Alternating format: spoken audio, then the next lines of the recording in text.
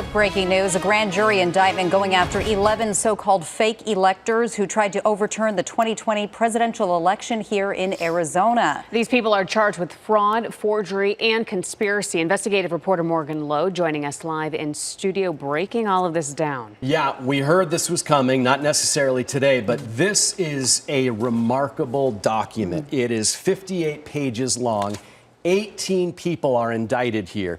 This says former President Donald Trump is an unindicted co-conspirator, and it lays out what Attorney General Kris Mayes says was the plot to illegally overturn Arizona's presidential election results. Here's a look at all 11 of the fake electors who signed on to be electors for Donald Trump, despite the fact that Joe Biden won the state. Now, these 11 are a wide variety of Republicans, from Nancy Cottle, the chair of the group, Tyler Boyer, a COO at Turning Point USA, current state lawmakers, Senators Jake Hoffman and Anthony Kern, Jim Layman, who once ran for U.S. Senate here in Arizona, and leaders at the time in the state Republican Party, Greg Sathson, then the executive director of the Arizona GOP, the chair at the time of the party, Dr. Kelly Ward, and her husband, Dr. Michael Ward. Attorney General Kris Mayes put out a video statement this afternoon, and here is part of what she had to say.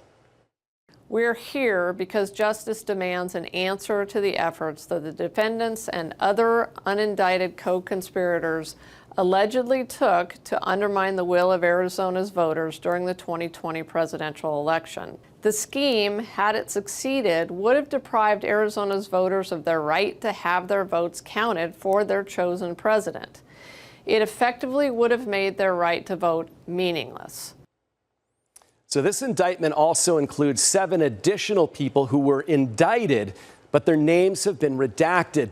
Now, there are descriptions of these defendants, and so we've deduced that they include Rudy Giuliani and Mark Meadows. Those are just 2 of those people whose names were redacted, but they were indicted. Now, these people all could be facing prison time here in Arizona. The charges include conspiracy, fraud schemes, and forgery, and this is serious stuff. Yeah, so the 11 who are named are all here locally, and then the others are co-conspirators who could potentially be out of state or higher up in the Republican Party. All over the place. And it's interesting because, you know, when you vote for president, you're not actually voting for the president. You're voting for your president's electors. So Arizona went for Joe Biden. So the voters of Arizona actually voted for Joe Biden's electors. And what these people did is they came in and they said, no. Despite what the voters said, we're the Republican electors. We are going to submit our names to the Senate president and the National Archives.